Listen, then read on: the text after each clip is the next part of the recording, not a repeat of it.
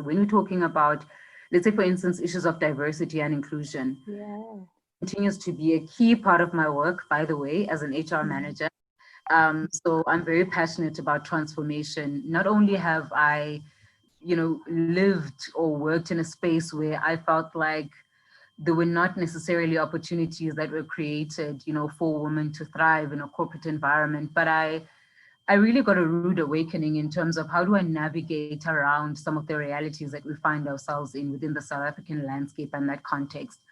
And really, just to give an example of that, I mean, we still have a very prevalent rate of, women being underrated in corporate spaces and not being recognized for the merit that they actually come with.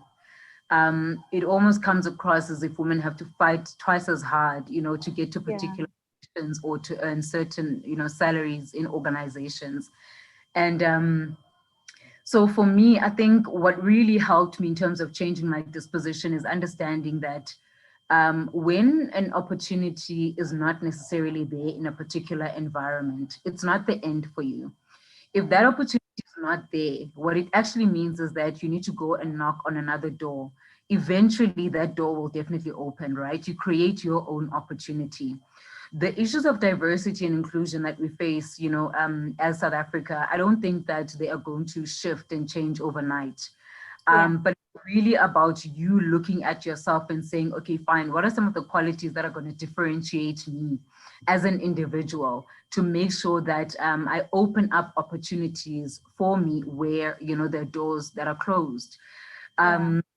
And I know that it almost seems easy to talk about that hypothetically, but it really starts with understanding where you are and where you actually want to be as a person.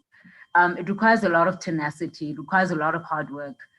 And this is really something I also feel strongly about. I think it's easy for us as female to talk about the fact that, yes, we do want gender equality. I don't necessarily think that just because we are women, we are expecting to get things on a silver platter, so to say. I don't necessarily, think that's the case. I think what we're asking for is really just to get an equal slate in terms of the opportunities that are actually provided to us. But now here's the dichotomy.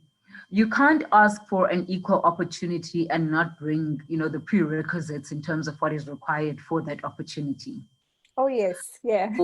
Yeah, I mean, so you can't not be ready when the opportunity arrives. So in a corporate space, for instance, if you want to grow and you want to be promoted or navigate your way through, that corporate space, you need to understand what it will take, what qualifications or what experience do you actually require.